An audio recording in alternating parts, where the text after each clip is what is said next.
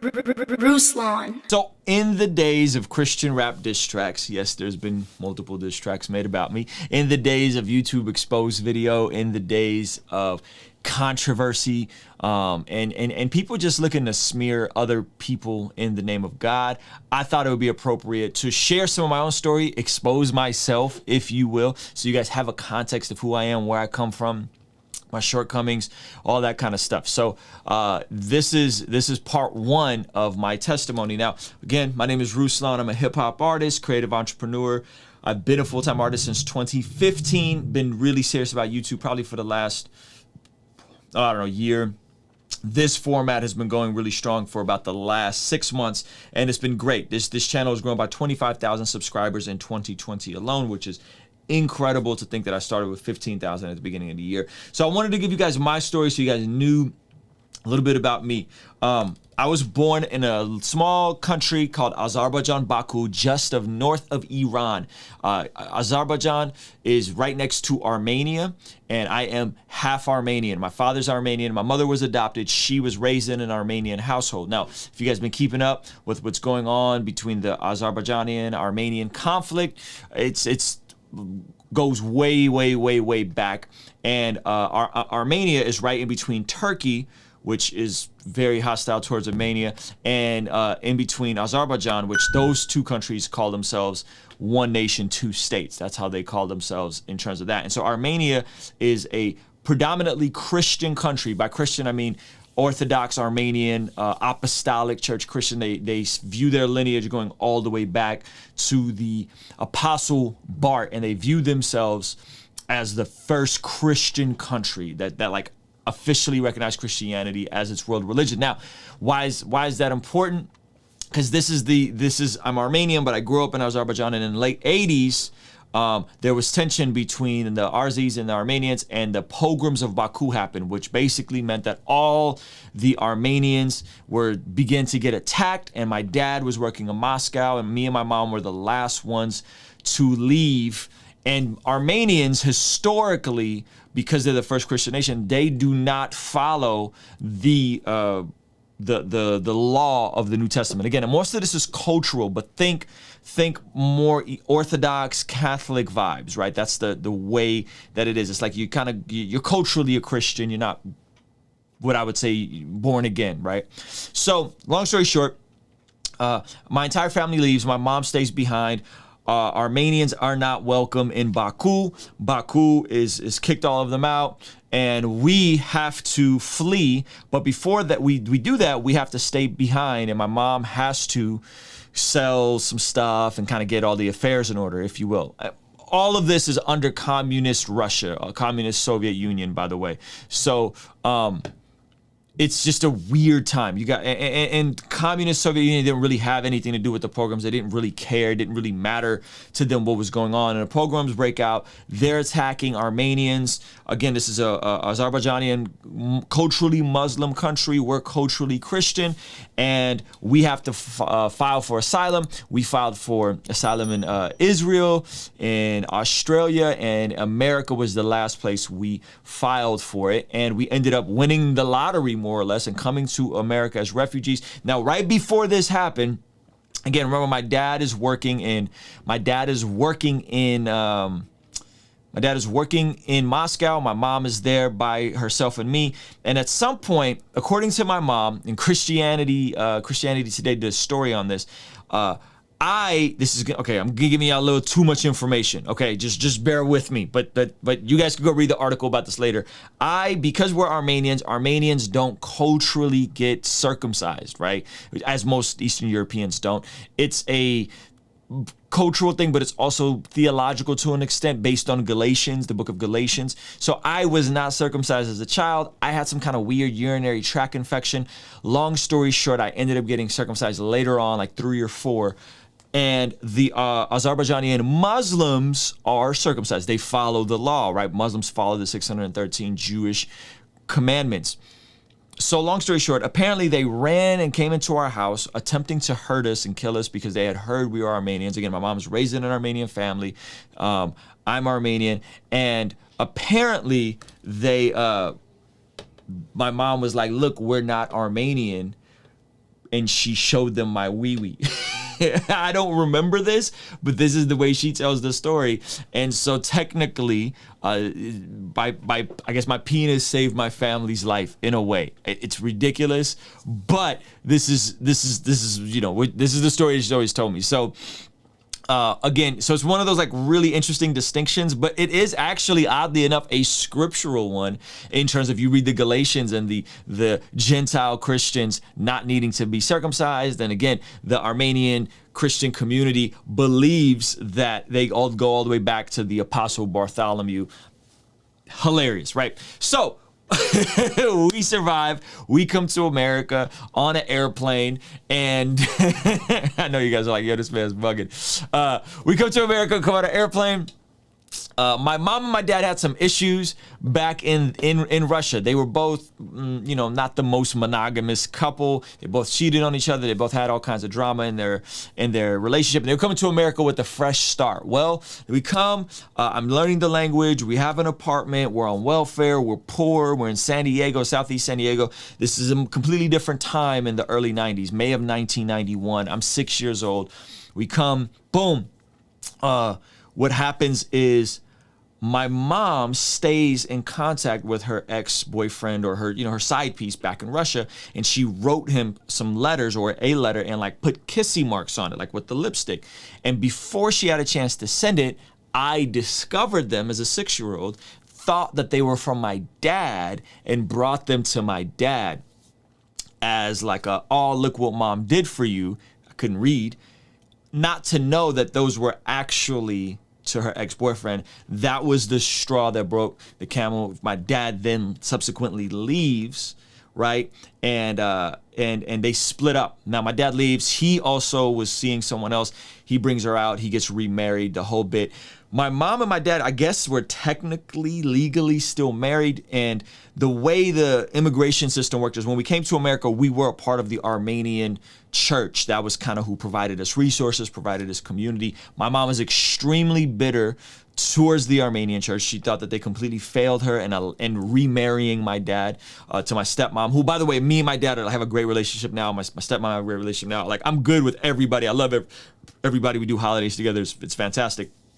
But yeah, I was definitely snitching at 6 years old. I think I carried that subconsciously. I think I carried that subconsciously. I think I you know, felt guilty for it, felt ashamed for it. And you have this weird transitional situation where my mom becomes really bitter. I'm like an altar boy at this like Armenian church, and it just, I'm just like confused because I hear a lot of resentment towards the faith, towards religion. And in the same process, at one point, earlier on, I ended up getting exposed to pornography super duper early. I'm talking like 4 or 5 years old. In America, while I was a part of this Armenian church, we were all altar boys.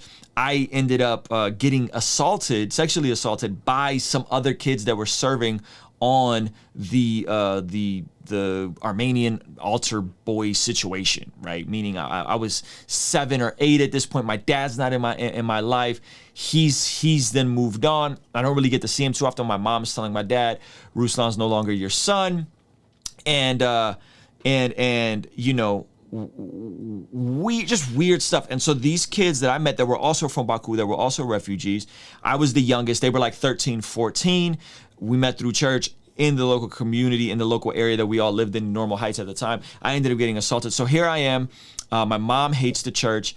I don't like, I get shamed and ran through the mud and kind of made to be like the bad guy in this situation at like 7 or 8, right? These kids are all older, 13 and 14. I was, you know, they literally, I remember the first time I had to be 7 or 8, and someone asked me if I was gay.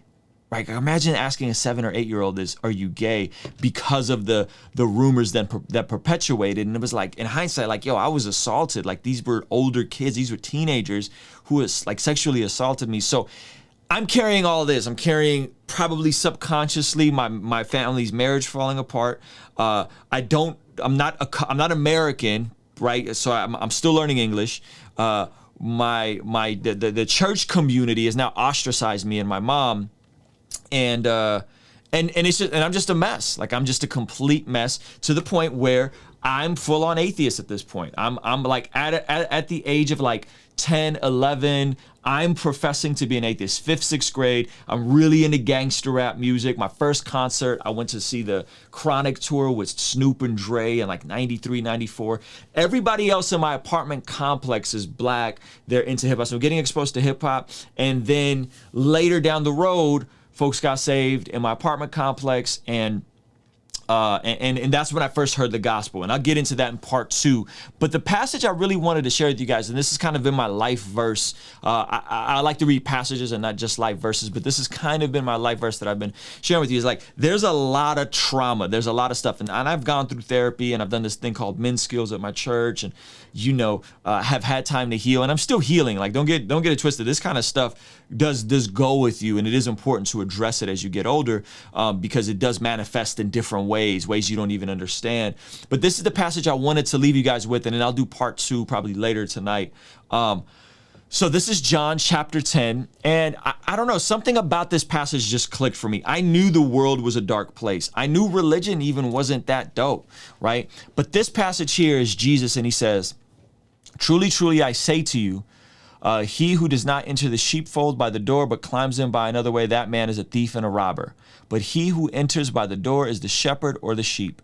To him the gatekeeper opens. The sheep hear his voice, and he calls his own sheep by name and leads them. When he has brought out all his own, he goes before them, and the sheep will follow him, for they know his voice.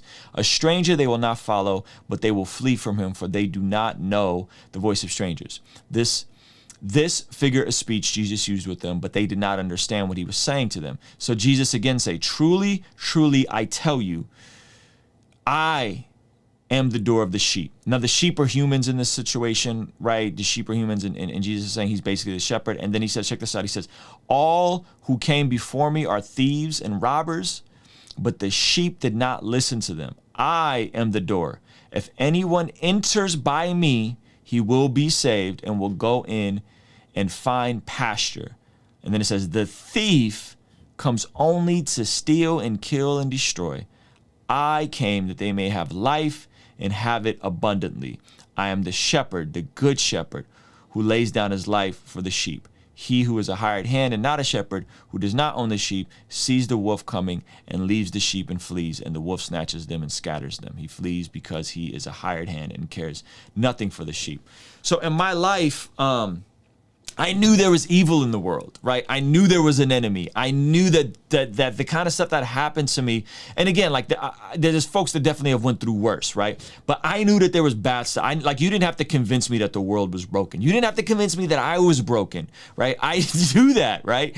Fairly straight and simple. So this verse right here that says, "The thief comes only to steal and kill and destroy." The thief is the enemy in this situation, right? I knew that there was something over my life where the enemy was trying to steal and kill and destroy me, literally, sexually, physically, emotionally. There was something, like, it just felt like there was something being robbed, something attempting to be pulled away from me, right? Now, I don't think Satan is omnipresent or all-knowing, but I don't know. It just was weird. And I remember when I first started hearing the gospel, my neighbor, my first best friend in America, his name was Steven Jackson.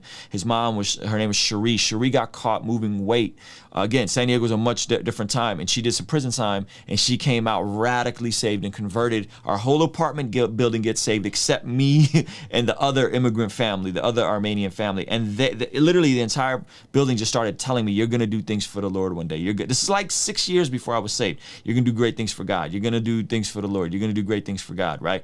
So this verse, like, "The thief comes only to steal and kill and destroy. I came that they may have life and have it abundantly. I am the good shepherd." One, I knew that evil was real. I knew that Satan was real. I knew that the things that happened to me weren't normal or supposed to happen to other kids. And now I have a 6-year-old. So I just imagine the world. Like, I imagine myself in my son's shoes, right? And just how wild all of that was. And then 2, I also knew that there was something better. I knew there was something more. I knew this wasn't the way life was intended to be. I knew that that there was more out there, and not just in a materialistic sense, but in a spiritual sense, right? And so when Jesus says, I've come that they may have life and have life more abundantly. that word, that idea of life more abundant, of just a life, right? A life that isn't based on pain and hurt and shame and fear, but that's based on abundance and holiness and goodness and faithfulness and patience and kindness. And so that's kind of part one, guys, like that. And that was one of the first verses I heard that, obviously everybody hears John 3:16, but that was one of the first verses I heard that really stood out to me. And so my, I don't know, that is something that I think I'll always hold near and dear, is that, like, hey, in my life, if I look back in hindsight, gosh, there's some wild stuff that happens to me from coming to, why we came to America was really dark, to coming to America, being on welfare, being super poor, single parent home, my dad not in the picture, a lot of alone time, really dark. And in part 2 of this video, I'll get more into how I got arrested at like 11, messing around with gangs, you know, just a lot more stuff, and ultimately what led me to faith in Jesus and professing my faith. So this is all pre-conversion, by the way. I didn't get saved till I was about 15, 16, 17, in that ballpark. And even that, people are like, do you remember the moment? I don't remember the moment. It was a process, man. God really had to like work on my heart and reel me in. So hopefully you guys found this encouraging. I'd love to hear from you guys. I'm gonna do part 2. I don't know if I'll do it tonight or tomorrow, but I just thought it'd be good for you guys just to know more and more about me, so that you kind of know where I'm coming from. Like, I'm not coming from an American cultural Christianity. No one in my family is a Christian still. You know what I'm saying? Like, I'm praying for them. And I'm believing that they will all come to faith at some point. But I'm on my side of the family, I'm the only like born again believer who goes to church. And so part 2 coming soon. So thank you guys for watching this. Give this video a like if you could. I would really appreciate it. Feel free to share it with somebody. And I'm going to continue leaning into this and continue being vulnerable with you guys, because hopefully it's helping you. And if it's helping you, again, like this video, share this video, subscribe, share with somebody that probably can relate to the story. Appreciate you guys. Kingstream Entertainment. Ruslan.